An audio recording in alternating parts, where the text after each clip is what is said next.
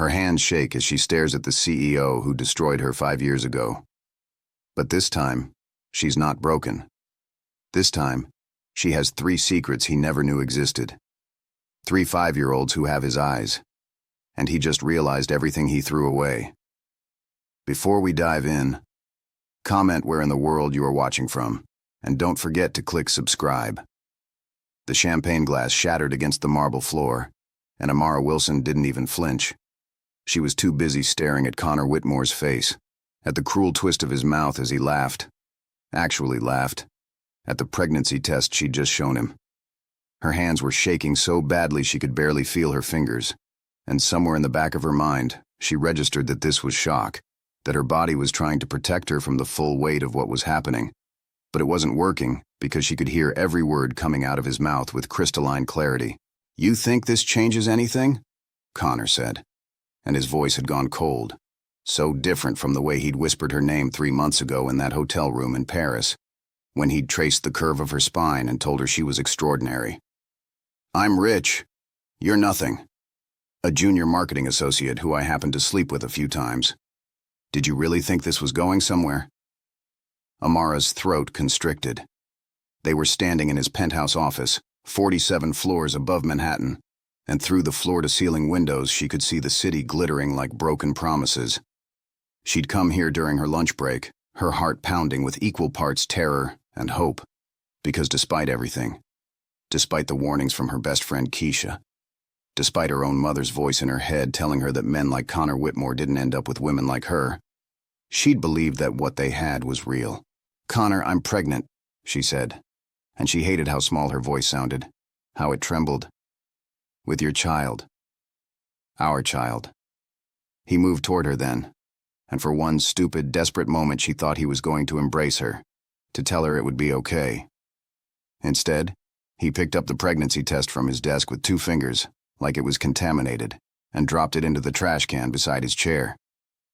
"Then take care of it," he said flatly. "I'll wire you $20,000. That should cover everything and give you enough left over to find a new job, because you obviously can't work here anymore."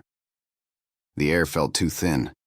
Amara's vision swam at the edges, black spots dancing across Connor's perfectly pressed Tom Ford suit, his sandy hair that she'd run her fingers through just last week when he'd pulled her into the supply closet on the 43rd floor and kissed her like she was oxygen. She'd thought she was in love with him. God, she'd been so stupid. "I don't want your money," she heard herself say. "I want you to be a father to this baby." Connor's blue eyes went flat, and that was somehow worse than the anger, worse than the cruelty. It was indifference, complete and total, as if she were something he'd already dismissed and forgotten. "Let me make this very clear," he said, moving behind his desk like he was preparing for a business negotiation, like her entire world wasn't collapsing. "If you proceed with this pregnancy, you'll be doing it alone. I will not claim any child. I will not provide support. And if you try to come after me legally, I have 14 lawyers on retainer who will bury you in paperwork for the next decade. My family has more money than you'll see in 10 lifetimes, Amara. You can't win this fight." She should have screamed at him. She should have thrown something else, should have called him every name she could think of. Instead, she just stood there, her hand unconsciously moving to her still flat stomach, and felt something inside her harden like cooling steel. "I don't need to win any fight," she said quietly. "I just needed to know what kind of man you really are. Now I do." She turned and walked out, and she didn't let herself cry until she was in the elevator, pressing herself into the corner as the floors counted down, and her whole life rearranged itself into a before and after that would never be the same. That was 5 years ago, and Amara still remembered every second of it, with the kind of clarity that comes from trauma burned into your neurons. She remembered the way the elevator had smelled like expensive cologne and desperation. She remembered calling Keisha from the sidewalk outside the Whitmore Industries building, barely able to breathe through the sobs. She remembered her mother's face when she'd told her, the way Nora Wilson's expression had cycled through disappointment and anger before landing on fierce, protective love. But mostly she remembered the moment, 3 weeks later, when the ultrasound technician had gone very quiet and then turned the screen toward her with shaking hands, and Amara had seen not one flickering heartbeat, but three. Three tiny forms that would become her entire world, and she'd realized that Connor Whitmore's cruelty had given her the greatest gift of her life, even if he'd never know it. Now she stood in the reception area of Sterling Pharmaceuticals, wearing a charcoal gray Alexander McQueen suit that had cost 3 months of careful saving, her natural hair styled in an elegant updo, and waited to be called into the conference room where she would present the marketing strategy that would either make or break her career. Her company, Meridian Marketing Solutions, had spent the last 2 years clawing its way from a one-woman operation run out of her mother's dining room to a boutique agency with 12 employees and clients who paid 6 figures for her expertise. This presentation to Sterling Pharmaceuticals could take them to the next level, could provide the kind of security that meant her children, Zara, Marcus, and Elijah, would never have to worry about whether mommy could afford their school supplies, or their soccer cleats, or the field trip to the science museum. Her phone buzzed in her purse. A text from her mother. "The babies are fine. Elijah ate all his vegetables without a fight. You've got this, baby girl. Show them what a Wilson woman can do." Amara smiled despite her nerves. The babies. They were 5 years old now. Kindergartners who came home every day with paintings and stories and so much love that sometimes she felt like her heart might burst from the pressure of containing it all. Zara with her thoughtful silence, and her habit of organizing everything into precise categories. Marcus with his wild imagination and his tendency to turn every cardboard box into a spaceship or a castle. Elijah with his infectious laugh and his stubborn insistence on doing everything himself, even when it took 3 times as long. They didn't know about Connor Whitmore. They knew they had a mother who loved them more than breathing, a grandmother who read to them every night, an Auntie Keisha who taught them to dance and sneak them cookies before dinner. They knew they were wanted and cherished and seen. That was enough. That had to be enough. "Miss Wilson?" The receptionist, a young woman with a bright smile, gestured toward the hallway. "They're ready for you in conference room A." Amara picked up her portfolio case, straightened her shoulders, and followed the receptionist down a corridor lined with abstract art and motivational posters about innovation and excellence. Her heels clicked against the polished floor, a rhythm that steadied her breathing. She'd pitched to Fortune 500 companies before. She'd won clients away from agencies 5 times her size. She knew her worth, knew what she could deliver. Connor Whitmore had tried to convince her she was nothing, but she'd spent 5 years proving him wrong in every possible way. The receptionist opened the conference room door, and Amara stepped inside, her professional smile already in place, ready to greet the Sterling Pharmaceuticals team. She registered several things at once: the long mahogany table, the wall of windows overlooking the Hudson River, the 5 people seated on the far side of the table, and then her brain caught up with what her eyes were seeing, and the portfolio case slipped from her suddenly nerveless fingers and hit the carpet with a muffled thud. Connor Whitmore sat at the head of the table, looking exactly the same except for the slight touches of silver at his temples that somehow made him even more distinguished, more powerful, more untouchable. He was staring at her with an expression she couldn't quite read. Something between shock and something else. Something that might have been longing if she didn't know better. If she hadn't learned 5 years ago that Connor Whitmore was incapable of feeling anything resembling genuine emotion for her. The man beside Connor stood up, extending his hand with the kind of forced cheer that meant he could sense the sudden tension but didn't understand it. "Miss Wilson, I'm Richard Sterling, CEO of Sterling Pharmaceuticals. When Connor told me he'd worked with you at Whitmore Industries years ago, I knew we had to bring you in. He spoke very highly of your innovative thinking." Amara's mind was spinning too fast. Connor was here. Connor was the connection that had led to this meeting. Connor had recommended her, which made no sense. No possible sense unless this was some kind of trap, some new cruelty she couldn't anticipate yet. Her mouth felt dry, but she forced herself to bend down, pick up her portfolio, stand tall, and shake Richard Sterling's hand with a grip that didn't betray the earthquake happening inside her chest. "Thank you for the opportunity," she said, and her voice came out steady, professional, giving away nothing. "I'm excited to share what Meridian Marketing Solutions can do for Sterling Pharmaceuticals." She didn't look at Connor. She couldn't. If she looked at him, she might lose the composure she'd spent 5 years building, might reveal that she still sometimes woke up at 3 in the morning thinking about that day in his office, about the casual way he'd destroyed her, but she could feel his eyes on her as she set up her laptop and pulled up the presentation she'd rehearsed 17 times. She could feel the weight of his attention like a physical thing, and underneath her professional demeanor, underneath the confidence she'd earned through blood and sweat and countless sleepless nights, she was 27 years old again, standing in his penthouse office, watching her world end. "Before we begin," Connor's voice cut through the room, smooth and controlled, and Amara's hands froze on her keyboard. "I think Amara and I should disclose our previous working relationship for full transparency. We collaborated on several projects during her time at Whitmore Industries. I recused myself from the final selection process for this contract to avoid any appearance of bias. It was a lie, or at least a lie of omission so massive it took her breath away. Collaborated. That was what he was calling it, as if they'd been colleagues who'd worked late on PowerPoint presentations, not lovers who'd broken rules and crossed lines and created 3 human beings who had his eyes and his stubborn chin and his terrifying intelligence. Amara turned slowly, letting herself look at Connor directly for the first time. His expression was carefully neutral, but there was something in his eyes, something almost pleading, and she realized with a shock that he was afraid.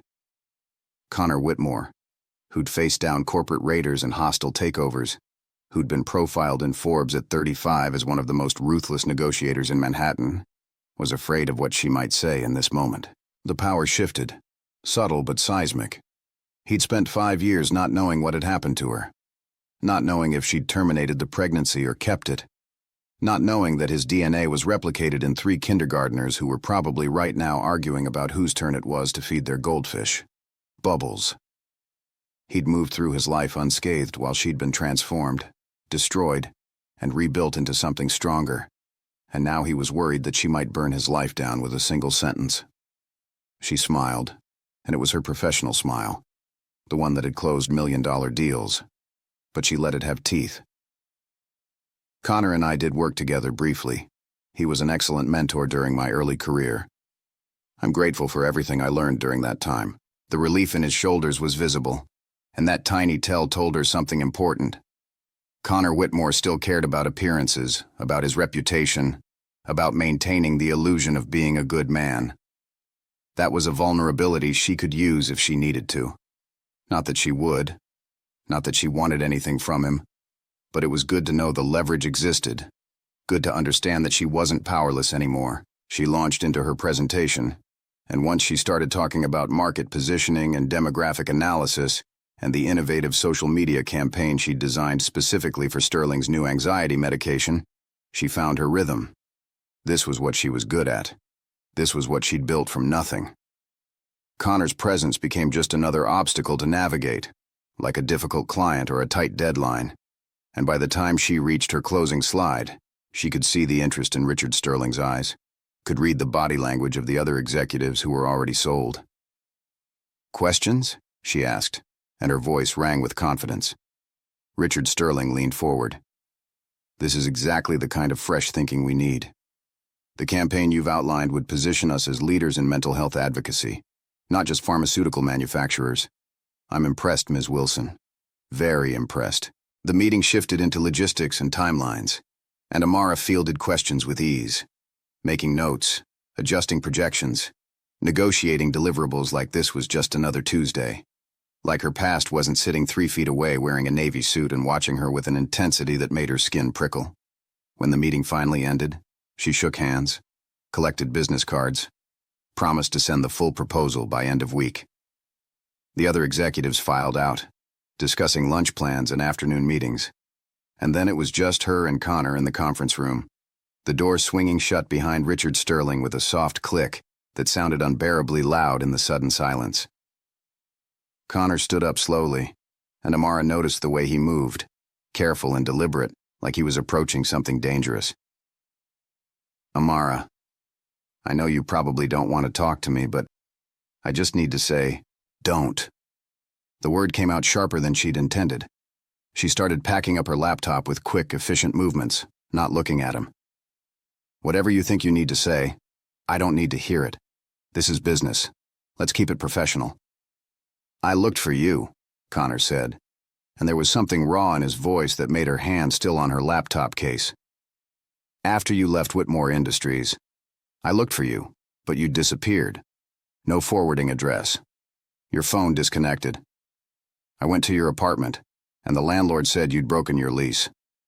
Amara looked up at him then, really looked, and saw something she didn't expect. Regret. It was etched in the lines around his eyes, in the way he held himself, like he was carrying weight he didn't know how to set down. "Why?" she asked, and she hated that the question came out at all.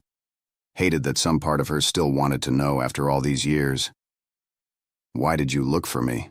Connor ran his hand through his hair, a gesture she remembered from late nights in his office, from moments when he'd let his guard down and been human instead of a CEO. "Because I was wrong. Because I panicked and said terrible things. And by the time I realized what I'd done, you were gone. I wanted to apologize. I don't know what I wanted, Amara, but I couldn't stop thinking about you." The anger rose up so fast it surprised her, hot and sharp and 5 years in the making. "You had 14 lawyers on retainer who were going to bury me in paperwork, remember? You told me I was nothing. You threw my pregnancy test in the trash like it was garbage. And now you want to tell me you couldn't stop thinking about me? Do you have any idea what that year was like for me?" "No," Connor said quietly. "I don't. But I'd like to know. I'd like to understand who you've become. Because the woman who just gave that presentation isn't the junior associate I remember. You're extraordinary, Amara. You always were. But now you're something else entirely." She wanted to scream at him. She wanted to tell him about the nights she'd spent crying so hard she'd made herself sick, about working 3 jobs while 8 months pregnant with triplets, about the terror of going into premature labor at 34 weeks and being alone in the hospital because her mother was watching her other 2 babies in the NICU. She wanted to tell him about Zara's first smile, about Marcus's first word, about Elijah's first steps, all the moments he'd missed because he'd chosen his pride and his money over the possibility of love. But she didn't say any of that. Instead, she zipped up her portfolio case and met his eyes with a calm she didn't feel. "I'm not interested in revisiting the past, Connor. I have a life now. A good life. And you're not part of it."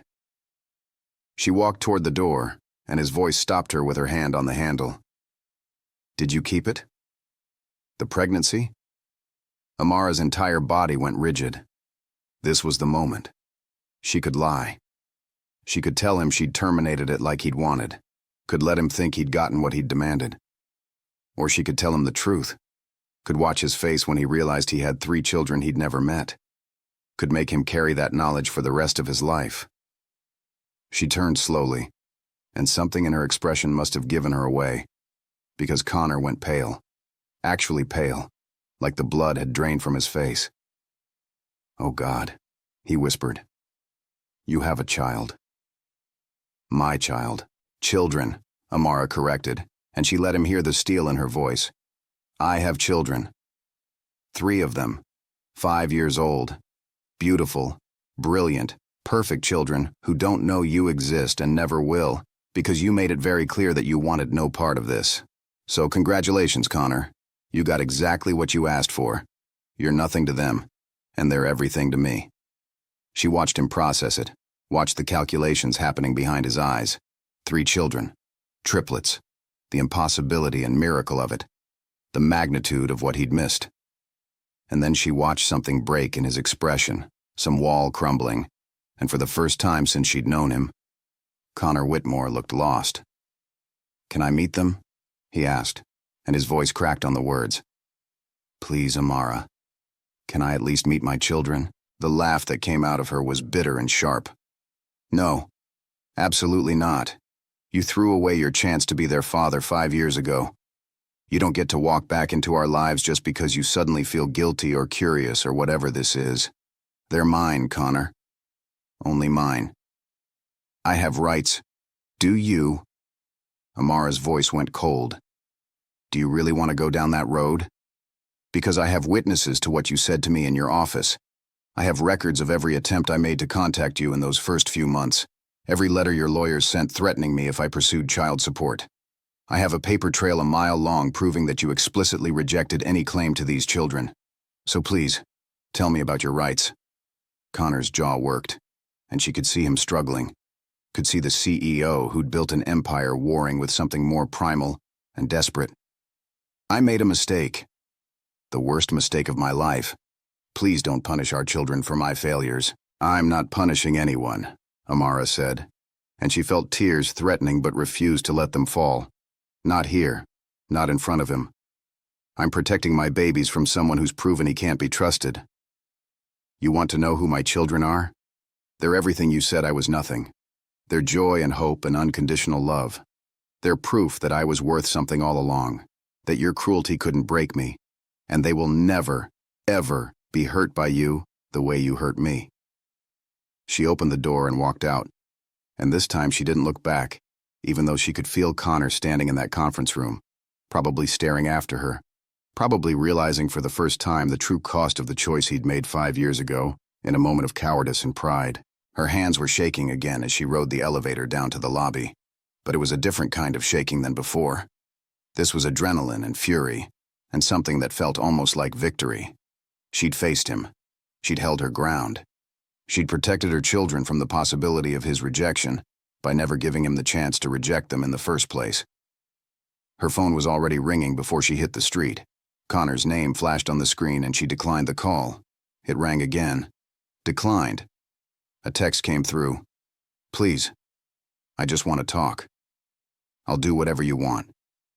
Amara blocked his number and kept walking, her heels clicking against the sidewalk in a rhythm that matched her racing heart. She'd spent 5 years building a life without Connor Whitmore, and she wasn't about to let him dismantle it now just because his conscience had finally woken up. But as she hailed a cab and gave the driver her mother's address, where her babies would be waiting with paint-covered hands and stories about their day, she felt the first tremor of something that might have been doubt. Because the look on Connor's face when he'd realized he had children, that raw, devastating grief, that hadn't been fake, that had been real, and some small, stupid part of her that she'd thought had died 5 years ago whispered that maybe, just maybe, people could change. She crushed that thought before it could take root. People like Connor Whitmore didn't change. They just got better at pretending. The cab ride to her mother's brownstone in Brooklyn took 40 minutes through midday traffic, and Amara spent every second of it trying to steady her breathing, trying to compartmentalize what had just happened into something she could manage. She'd built her entire life on the principle of moving forward, of not looking back at the wreckage Connor had left behind. And now he was here again, disrupting the careful peace she'd constructed, threatening the boundaries she'd drawn to keep her children safe. Her phone buzzed again. A different number this time. She knew it was him, knew he'd found another way to reach her, and she powered the phone off completely, watching the screen go dark with a finality that felt almost satisfying. Whatever Connor Whitmore wanted to say, she didn't need to hear it. She'd said everything that needed saying in that conference room, had drawn her line in the sand, and he could either respect it or spend the rest of his life wondering about the children he'd rejected. When the cab pulled up in front of the brownstone, Amara could see her mother through the front window, moving around the kitchen with Zara perched on the counter beside her, probably helping make the after-school snack that had become their ritual. The sight of it, so normal and beautiful and untouched by Connor's reappearance, steadied something inside her. This was what mattered. This was real. She paid the driver and climbed the front steps, keys already in hand, but before she could unlock the door, it flew open, and Marcus launched himself at her legs with the full force of a 5-year-old who'd been waiting all day to see his mother. "Mama! Mama, you're home! Guess what happened at school today? Guess what? Guess what?" Amara scooped him up, breathing in the smell of his hair. That combination of Johnson's baby shampoo and playground dirt and something uniquely Marcus, and felt the tension in her shoulders start to dissolve. "Tell me everything, baby. Was it amazing? I built it. I built the tallest block tower in the whole class, and Mrs. Patterson took a picture of it and she said I was the engineer, which is someone who makes buildings and bridges and stuff. And can I be an engineer when I grow up, please?" The words tumbled out in a rush, barely pausing for breath. and Amara kissed his forehead and carried him inside where the smell of fresh-baked oatmeal cookies wrapped around her like a hug. Elijah was already at the door, tugging on her skirt with sticky hands. "Mama, I helped Grandma make cookies and I didn't eat any dough even though I really wanted to. And Zara said that was discipline, and she gave me her sticker from lunch, see?" He held up his hand where a sparkly star clung to his palm, and Amara's heart constricted with how much she loved these humans, how every cell in her body existed to protect them and cherish them and make sure they never felt unwanted or rejected or less than extraordinary. "I'm so proud of you, E," she said, setting Marcus down and crouching to give Elijah a proper hug. "That's very disciplined. You're growing up so strong and smart. Where's my hug?" Zara's voice came from the kitchen doorway, and Amara looked up to see her daughter watching with those serious dark eyes that saw too much, understood too much. Zara had always been the observer, the one who noticed when Amara was stressed or sad, who would crawl into her lap without being asked and just sit there, offering silent comfort. "Come here, baby girl," Amara said, opening her arms, and Zara ran to her with less abandon than her brothers, but no less love, pressing her face into Amara's neck and holding on tight. "You smell different," Zara whispered, "like fancy buildings and worry." Amara's mother appeared in the doorway, wiping her hands on a dish towel, and their eyes met over the children's heads. Nora Wilson had raised 3 children alone after Amara's father had died in a construction accident when Amara was 8, and she knew what it looked like when her daughter was barely holding it together. She didn't ask questions, not yet, just nodded toward the kitchen with a look that said they'd talk later, after the babies were in bed. The rest of the afternoon unfolded in the beautiful chaos of family life. Homework and snack time and arguments over whose turn it was to pick the cartoon, and Marcus's passionate explanation of how suspension bridges worked, complete with a demonstration using couch cushions and jump ropes. Elijah trying to teach everyone a song he'd learned in music class, getting frustrated when they couldn't remember the words. Zara quietly drawing a picture of the 4 of them, the colors bright and happy. No space left for a father who didn't exist in their world. Amara let herself sink into it, let the normalcy wash away the confrontation with Connor. Let her children's laughter fill the spaces where doubt had tried to creep in. This was enough. This was everything. They didn't need anything else, and certainly not a man who'd proven his love came with conditions and expiration dates. But after dinner, after baths and stories and the elaborate tucking-in ritual that involved each child getting exactly 3 kisses and 2 hugs, and one whispered, "I love you to the moon and back," Amara sat at her mother's kitchen table with a glass of wine she desperately needed, and felt the weight of the day crash down on her all at once. "He was there," she said without preamble, "at the meeting. Connor Whitmore was there." Nora's hand stilled on her own wine glass. She'd been there 5 years ago, when Amara had come home shattered, had held her daughter through the ugly crying and the morning sickness and the terror of a high-risk pregnancy. She'd been there in the NICU when the babies were born too early, had taken shifts watching the monitors and praying they'd all survive. She'd earned the right to hate Connor Whitmore with a ferocity that sometimes scared Amara with its intensity. "Did he recognize you?" Nora asked, her voice carefully controlled. "Eventually. He'd apparently recommended me for the contract, which I still don't understand, but he didn't know I'd be the one presenting. Mom, you should have seen his face when I told him about the triplets. He looked like I'd shot him." "Good," Nora said fiercely. "He deserves to hurt. He deserves to know what he threw away. He wants to meet them." The words came out flat, emotionless, but Amara's hands were shaking around her wine glass. "He actually asked if he could meet his children, like he has any right to them after what he did." Nora was quiet for a long moment, and when she spoke, her voice was gentler than Amara expected. "What did you tell him?" "I told him no. I told him they're mine, that he gave up his chance to be their father when he threw my pregnancy test in the trash and called me nothing. I told him he would never hurt them the way he hurt me." "And how do you feel about that answer?" Amara looked at her mother in surprise. "How do I feel?" "I feel like I protected my babies from someone who's proven he can't be trusted. What else would I feel?" Nora reached across the table and covered Amara's hand with her own, and her eyes were sad and knowing. "Baby girl, I'm not saying you're wrong. I'm asking how you really feel because I know that face. That's the face you make when you're trying to convince yourself of something. I'm not, Amara started, then stopped, because lying to her mother had never worked. Not once in 32 years. I don't know, Mama. I saw his face when he realized he had 3 children, and it looked like something broke in him. And I keep thinking about what Zara asked me last week. Nora waited, patient as always, giving Amara space to find the words. She asked me why she doesn't have a daddy, when Emma and Claire at school both have daddies who come to pick up sometimes. And I told her what I always tell them, that some families look different and that's okay, that they have me and you and Auntie Keisha and so much love. But she looked at me with those eyes that see everything, and she said, "But where is he, Mama? Where's our daddy?" Amara's voice cracked, and I didn't know what to say. I didn't know how to explain that their father exists but doesn't want to know them without making them feel like they weren't enough. "So you think Connor meeting them would fix that?" Nora asked gently. "You think him walking into their lives now after 5 years would make them feel more secure and not less?" "No," Amara said immediately. "No, because what happens when they get attached and then he leaves again? What happens when being a father gets hard or inconvenient, and he decides they're not worth the trouble? I can't let them go through that, Mama. I can't let them feel that kind of rejection." "Then you have your answer," Nora said.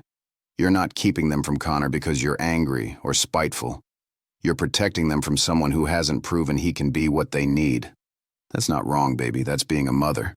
But as Amara drove home an hour later, her sleeping children buckled into their car seats, their faces peaceful and innocent.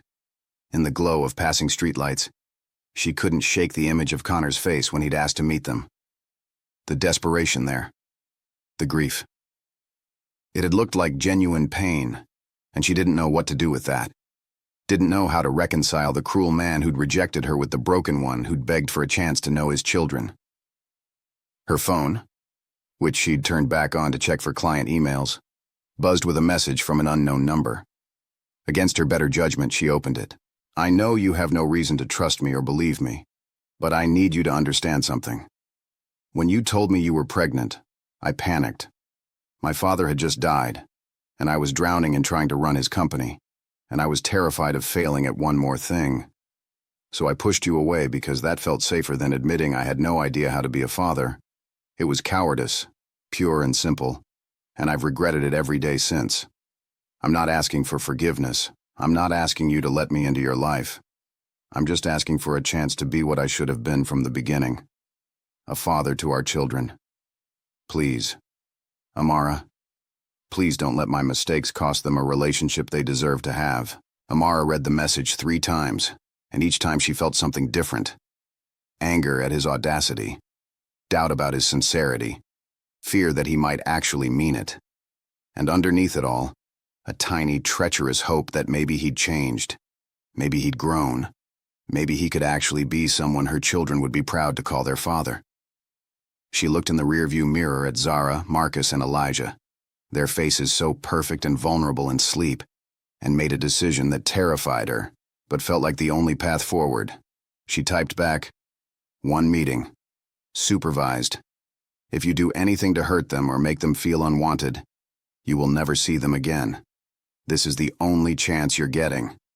His response came back immediately. "Thank you. I promise I won't waste it." Amara's hands tightened on the steering wheel, and she wondered if she'd just made the biggest mistake of her life, or if she'd finally given her children the thing they'd been asking for without words. Time would tell. Time. And Connor Whitmore's ability to be something better than the man who'd broken her heart 5 years ago in a penthouse office high above Manhattan, surrounded by shattered glass and shattered dreams. The Children's Museum was Amara's idea. Neutral territory where Connor couldn't dominate the space the way he did every boardroom he entered. She arrived early on Saturday morning, her stomach twisted into knots, watching Zara, Marcus, and Elijah bounce with excitement because she'd told them they were meeting someone special. Keisha stood beside her, arms crossed. "I still think this is a mistake. He doesn't deserve them." "I know," Amara said quietly, "but they deserve a chance to know their father. if he can actually be one. She saw Connor before he saw them. He looked different than in the conference room, less polished in dark jeans and a gray sweater. He carried 3 gift bags, and the uncertainty in his posture did something complicated to her heart. Their eyes met, and Connor froze, his gaze dropping to the 3 children. She watched him process it, really see them for the first time. His face went through a dozen emotions, and when his eyes came back to hers, they were bright with tears. "Mama, is that him?" Marcus asked. "Yes, baby. That's Connor. Connor, these are my children. Zara, Marcus, and Elijah." Connor crouched down, hands trembling. "Hi, it's so nice to meet you all. Your mom has told me you're pretty amazing kids." "Are those presents?" Elijah asked. Connor laughed. "They are. This one is for Marcus, because your mom said you love building things." Marcus's eyes went wide at the engineering kid inside. Connor turned to Elijah. "And this is for you, because I heard you're the bravest kid in your whole class. A children's book about astronauts and a stuffed rocket ship." "I'm going to name him Zoom," Elijah announced solemnly. "That's a perfect name," Connor said. Then he turned to Zara. "And for you, Zara. Your mom says you love art and organizing things." Zara took the bag slowly, finding a Deluxe art supply kit with markers arranged by color gradient. She tilted her head, studying him. "Why are you crying?" she asked. "Because I'm happy," Connor said honestly. "Because meeting you 3 is the best thing that's happened to me in a very long time." Zara stepped forward and wrapped her arms around his neck. "It's okay to be happy sad," she whispered. Connor's arms came around her carefully, and over her head, his eyes met Amara's. "Thank you," he mouthed. The next 2 hours unfolded unexpectedly. Connor was completely present, helping Marcus at the dinosaur exhibit, pushing Elijah on swings, listening while Zara explained her butterfly categorization system. He asked questions, and really listened. At lunch, Connor didn't check his phone once. He cut Elijah's sandwich into triangles, traded fruit snacks with Marcus, and asked Zara about her drawing. "That's your family?" Connor asked, looking at 4 figures holding hands. "Yes. That's Mama, Grandma Nora, me, Marcus, and Elijah." Connor swallowed hard. "It's a beautiful picture." "Thank you," Zara said. "Would you like to be in it?" "I could draw you too." The world stopped. Connor glanced at Amara, desperate hope in his eyes. She nodded slowly. "If you want to, baby girl." Zara beamed and added a 5th figure. Connor's face crumpled before he controlled himself. "I would be honored. That might be the nicest thing anyone has ever done for me." When they left, Marcus hugged Connor's legs. Connor laughed. "I would love that, Marcus, if your mom says it's okay." Alone with Connor, Amara felt the weight of this moment. "Thank you," he said. "They're incredible. You've done an amazing job. But this doesn't change what happened. This doesn't erase 5 years. I know. I'm just asking for the chance to prove I can be what they need. If you hurt them, I will end this. They've never known rejection, and I won't let them learn it from you. I won't let them down, I swear. We'll start slow, supervised visits. Whatever you need." Over 6 months, Connor proved himself. He showed up consistently, never late, never canceling. He came to Marcus's engineering fair, Elijah's soccer games, Zara's art show. He learned the small things: triangles for sandwiches, nightlight angles, quiet time needs. He asked permission before decisions, sent photos from visits, respected Amara's authority. Then came the day. They were at the park, all 6 of them. Zara sat between Amara and Connor, watching her brothers play. "Connor," she said slowly, "you have the same eyes as Marcus, the same chin as Elijah." The world went silent. Connor looked at Amara. She nodded. "Yes," he said simply. "I'm your father. I'm so sorry I wasn't there when you were born. I made a terrible mistake and missed so much of your lives. But I'm here now, and if you'll let me, I'd like to be your daddy for real." "No, this was my fault. She wanted me there. I was too scared to say yes. I hurt your mama very badly, but I'm not running away anymore. I'm going to stay, if you'll have me. Zara looked at Amara, who nodded through tears. Everything Connor said is true, baby girl. Finally, Zara asked, "Does that mean you'll come to our birthday party?" "Because we're turning 6. Connor's laugh was half sob. "Wild horses couldn't keep me away." "Okay, you can be our daddy, but if you make Mama cry again, I'm going to be very mad at you." "Deal." "Your mama is the most amazing person I've ever met," they told Marcus and Elijah. Marcus accepted it easily, asking about suspension bridges. Elijah needed more time, asking if anything would change. Connor assured him nothing had to change. After the birthday party, Amara found Connor cleaning up with her mother. Nora explained she'd told him family wasn't just good times, it was also cleanup and hard work. Connor met Amara's eyes. "I missed 5 years of hard stuff. I can't get those years back, but I can show up now. All of it." Something in Amara cracked open. "Our children can't be a part-time commitment." "I know. I want all of it. The messy, exhausting reality of being a parent. I don't think you should forget it. I'm asking for a chance to show I'm not that man anymore." Amara felt tears streaming. "You hurt me so badly." Connor's eyes were bright. "I know, and I hate myself for it. You were never nothing. You were everything, and that terrified me. But I learned that running from love just guarantees you'll live with regret forever. I don't know if I can trust you again. I'll keep showing up for as long as it takes." The next 6 months unfolded in small moments. Connor became a fixture. He helped with contracts when she landed major clients. He arranged childcare when her mother had surgery. He was there at midnight when her car broke down. The turning point came when all 3 kids got sick with flu. Amara called to cancel, expecting relief. Instead, Connor showed up with soup, medicine, and determination. "You can't handle 3 sick kids alone." 12 hours of tag-team parenting followed. Marcus threw up twice.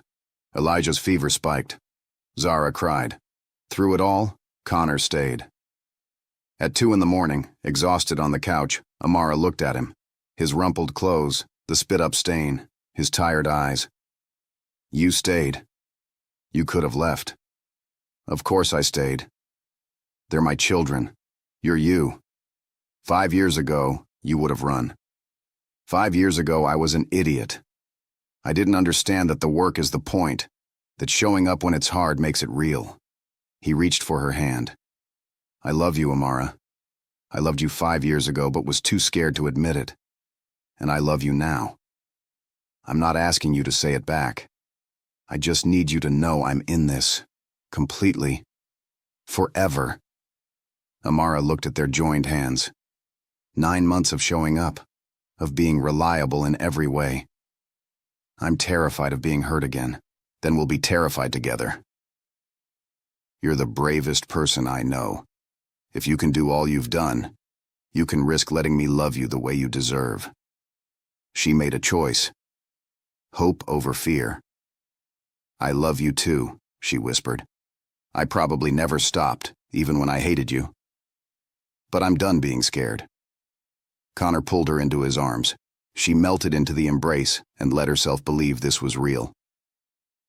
A year later, Amara stood in her backyard watching Connor play with 7-year-old Marcus, Zara, and Elijah. He'd proposed 6 months ago while doing dishes, and she'd said yes. They'd married quietly at the courthouse with just the children, Nora and Keisha. Connor had moved into her house, understanding it represented safety. He'd stepped back from Whitmore Industries. He'd started therapy. Amara had let him in, fully and completely. "Mama, come push me," Zara called from the swing set. Connor caught Amara's hand, pulling her in for a kiss. "I love you. Thank you for giving me a second chance. Thank you for earning it." He'd earned every moment through consistent action. He'd proven people could change, that love could survive devastating heartbreak. As she pushed Zara, listening to laughter and chatter, Amara felt complete. She'd believed she and her children were enough. They had been. They would always be. But this was better. Having Connor as a partner, having her children know both parents' love. This was everything she'd been too scared to hope for. Connor caught her eye and smiled. Amara smiled back, thinking about the champagne glass shattering 5 years ago. The cruel words. The long journey. It hadn't been easy, but it had been worth it every step. The man who'd told her she was nothing now looked at her like she was everything.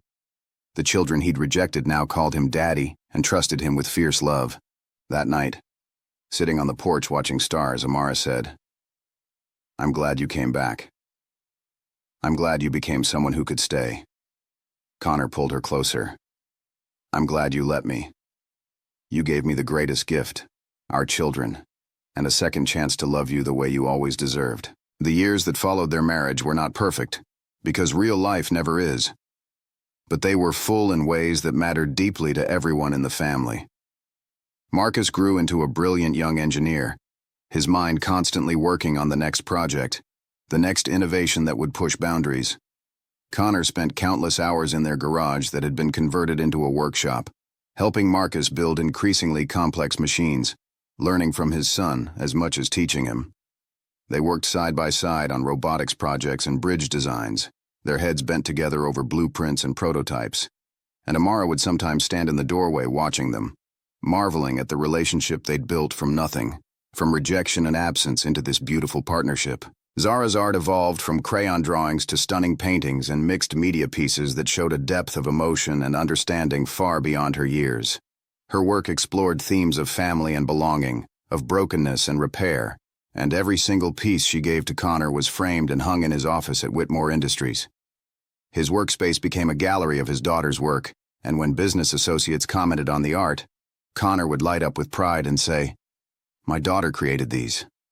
She's the most talented artist I know." It became a running joke in the family that Connor's office was more Zara's gallery than his workspace, but he wouldn't have had it any other way. Elijah, brave and determined Elijah, became the heart of their family in ways none of them had expected. He was the one who could make everyone laugh when tensions ran high, who could sense when someone needed a hug before they even knew it themselves, who organized family game nights and insisted on Sunday brunches where everyone had to be present and put away their phones.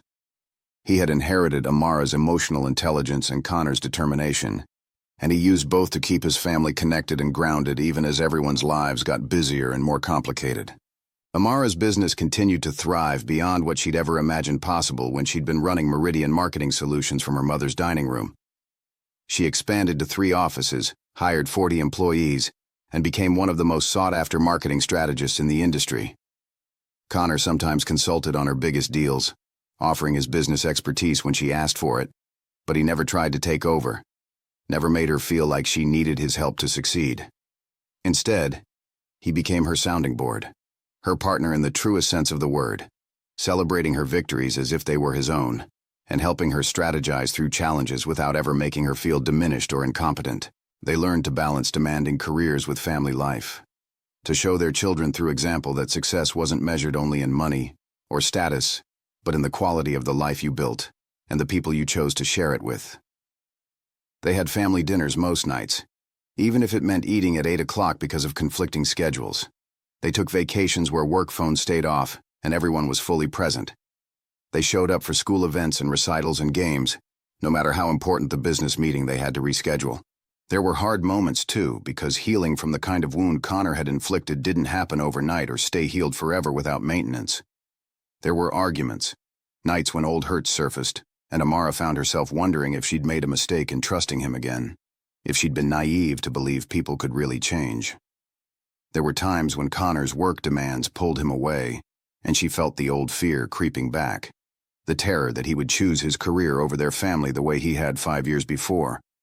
But Connor had learned how to fight for their relationship in healthy ways, had learned that running was no longer an option, that real love meant staying through the difficult conversations and doing the work, even when it was uncomfortable and exhausting. He went to therapy not just once, but consistently, every week for years, examining the patterns and fears that had led him to push away the best thing in his life. He learned about his father's influence, about the impossible standards he'd internalized, about the way he'd equated vulnerability with weakness and love with failure. He learned to recognize when he was falling into old patterns and to course correct before he hurt the people he loved. And most importantly, he learned to apologize genuinely when he did mess up, to take responsibility without making excuses, to show through changed behavior that his apologies were real. Nora eventually forgave Connor too, though it took longer and came with strict conditions that he had to meet and maintain. She watched him like a hawk for the first 2 years, ready to step in and protect her daughter and grandchildren if he showed any sign of falling back into his old patterns. But gradually, as she saw him show up day after day, as she watched him love Amara with a consistency that never wavered, as she witnessed him being the father her grandchildren deserved, her protective anger transformed into grudging respect and eventually genuine affection. Connor never took that for granted, never assumed he'd earned his place at family dinners and holiday celebrations. He continued to treat Nora with the deference and respect of someone who knew they'd caused pain and was grateful for the chance to make amends. Keisha remained the family's truth-teller, the one who would call Connor out if she saw him slipping, the one who reminded everyone that forgiveness didn't mean forgetting. But she also became one of Connor's unlikely allies, appreciating the way he'd fundamentally changed himself, the way he'd done the internal work necessary to be worthy of her best friend. She still told the story of how he'd rejected Amara, still made sure the children would eventually know the full truth of their origin story, but she told it as a cautionary tale with a hopeful ending, a reminder that people really could change if they wanted it badly enough and were willing to do the work. The children grew up knowing they were loved beyond measure, knowing they had a father who showed up and stayed, but also knowing the truth about how their family had come together. When they were 9 years old enough to understand complexity and nuance, Amara and Connor sat them down and told them everything. They held nothing back. They explained Connor's cowardice and his cruelty, explained how he'd rejected them before they were born, explained the 5 years they'd spent without him and why. The children had questions, some of them painful, and there were tears and anger, particularly from Zara, who felt that pain in ways her brothers didn't quite grasp yet. "Why didn't you want us?" Zara had asked Connor, her voice small and hurt in a way that broke his heart into 1,000 pieces. "It wasn't about not wanting you," Connor had said, his own voice thick with emotion. "I was scared. My father had just died, and I was drowning in trying to run his company, and I was terrified of failing at one more thing. So I pushed your mother away, because that felt safer than admitting I had no idea how to be a father. But I was wrong, Zara. So incredibly wrong.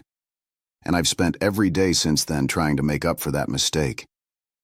"But you missed us being babies," Marcus had said. His engineering mind focused on the practical losses. "You missed our first steps and our first words and everything." "I did," Connor had agreed. "And I can never get those moments back. That's something I have to live with for the rest of my life. But I can be here now. I can be here for everything that comes next. And I promise you, I will never miss another moment by choice." It took time for the children to fully process it, weeks of conversations and questions and reassurances. But gradually they came to understand that their father's absence hadn't been about them being unworthy or unwanted, but about his own failures and fears.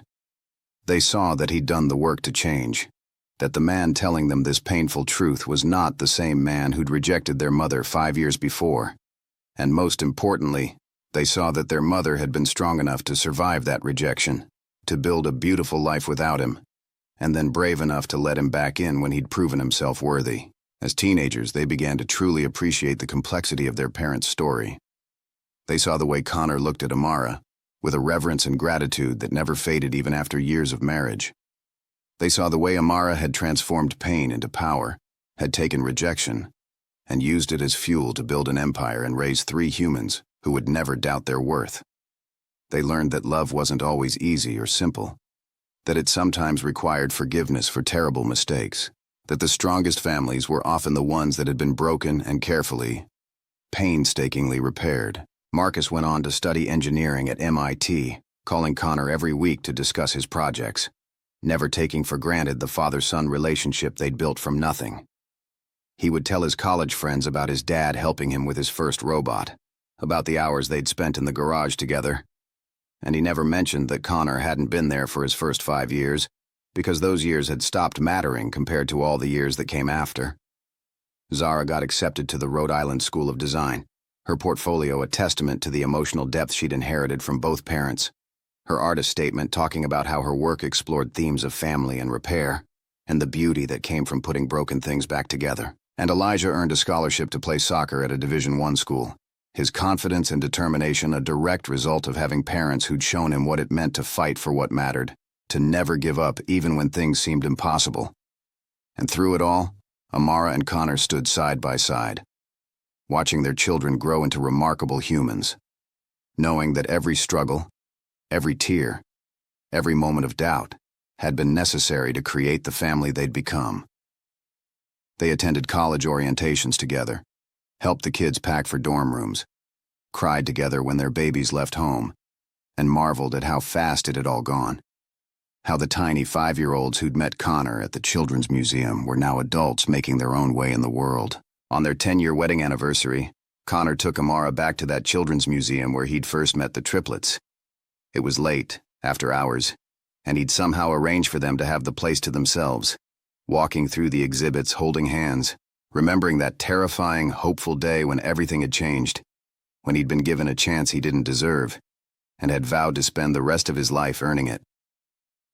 "I still think about that day in my office," Connor said quietly as they stood in the bubble room where he'd played with the children for the first time, where Elijah had laughed, and Marcus had shown him how to make bigger bubbles, and Zara had watched with those serious eyes that saw everything. "When I told you that you were nothing. It's the worst thing I've ever done, Amara. The moment I'm most ashamed of in my entire life." "I know," Amara said, squeezing his hand, feeling the familiar calluses on his palms, the physical evidence of a man who'd spent 10 years doing the work, showing up, being present. "But Connor, you've spent 10 years showing me that you didn't mean it, that you were scared and stupid and wrong. You've proven that I was never nothing, that I was always everything, even when you were too blind to see it." "You were everything," Connor agreed, turning to face her in the dim light of the closed museum, his blue eyes intense and full of love. "You are everything.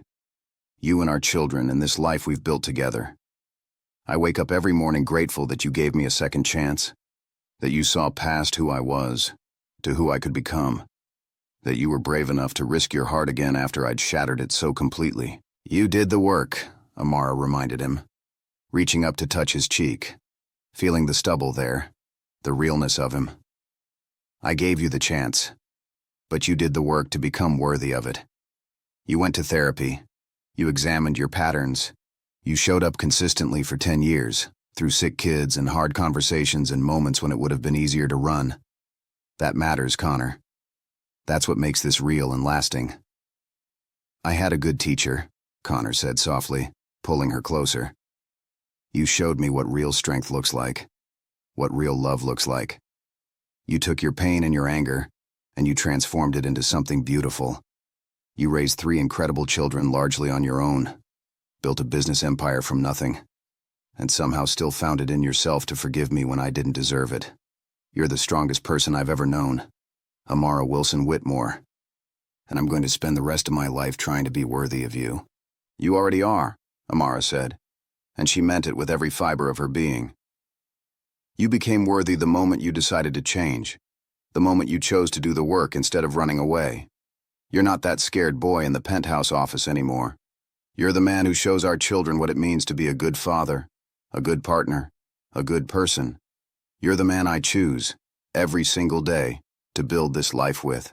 They stood there for a long moment, holding each other in the empty Children's Museum, and Amara thought about all the moments that had led to this one, the shattering of glass and dreams in a penthouse office, the lonely months of pregnancy, wondering if she'd made the right choice, if she could really do this alone, the terror and joy of seeing 3 heartbeats on an ultrasound screen, of realizing she wasn't having 1 baby but 3, the 5 years of building a life without him, of proving to herself and the world that she was enough, that his cruelty couldn't break her.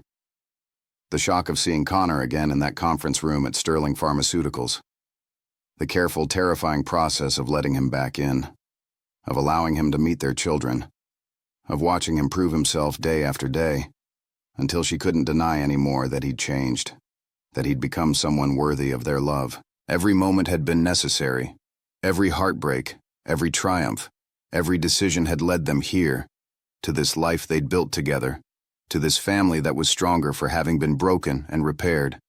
And standing there in Connor's arms, in the place where their second chance had truly begun, Amara felt nothing but gratitude for all of it, even the painful parts, even the moments she'd thought would destroy her, because all of it had been necessary to create the happiness they now shared. On their 10th anniversary, Connor took Amara back to the Children's Museum after hours. They walked through exhibits, remembering that terrifying, hopeful day.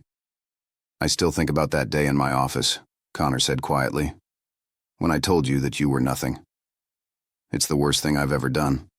I know, but you've spent 10 years showing me you didn't mean it, that I was always everything. You were everything. You are everything. I wake up every morning grateful you gave me a second chance. You did the work. That's what makes this real." They stood in the quiet museum, two people who'd fought their way to happiness. The journey hadn't been easy or quick or anything like a fairy tale, but it had been real, and it had been worth it. As they drove home to the house they shared, to their sleeping children, to the life they'd built from broken pieces, Amara felt complete. She wouldn't trade this for anything, not even a fantasy where the path had been smooth. This version had taught them what really mattered. It had made them stronger.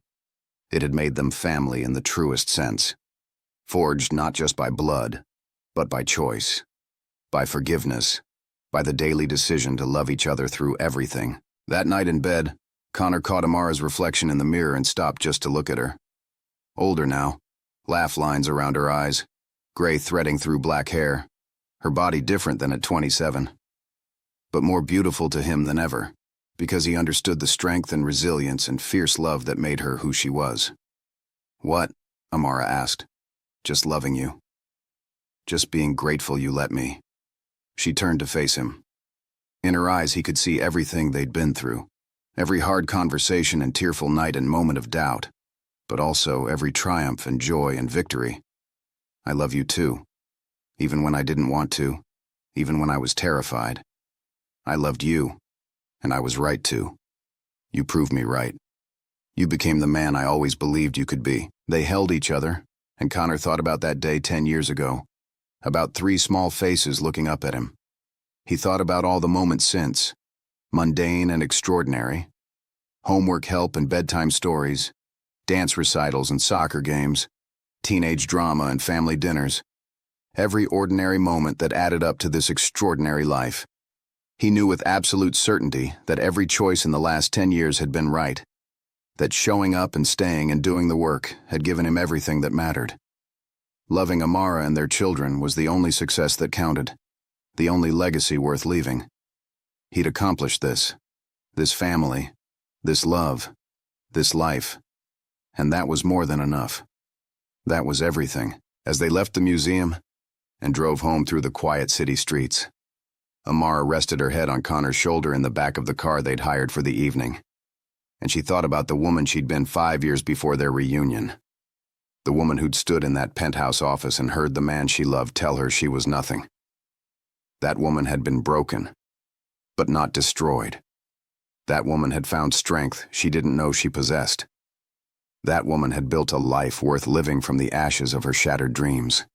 And now she was this woman, whole and happy and deeply loved, married to a man who looked at her like she hung the moon and the stars, mother to 3 incredible humans who were out in the world making their own marks, building their own dreams. The journey from that broken woman to this whole one hadn't been easy or quick, but it had been worth every tear, every struggle, every moment of doubt. When they got home, the house was quiet, the children all away at college living their own lives. It felt strange sometimes, the empty nest, but it also felt right. They'd raised their children to leave, to go out into the world with confidence and strength, and the knowledge that they were loved unconditionally. And now Amara and Connor had time for each other again, time to rediscover the relationship that had started all those years ago, before fear and cowardice had torn them apart. They sat on the porch like they did most nights now, watching the stars emerge in the darkening sky, and Connor pulled Amara close, his arm around her shoulders, her head resting against his chest where she could hear the steady beating of his heart. This heart that had once been too scared to love her but had learned how, had grown big enough to hold her and their children and all the beautiful reality of family life. And as they sat together under the stars, Amara knew this was what happily ever after really looked like. Not perfect or easy, but real and hard-won and worth fighting for. The man who'd once told her she was nothing now showed her every day that she was everything.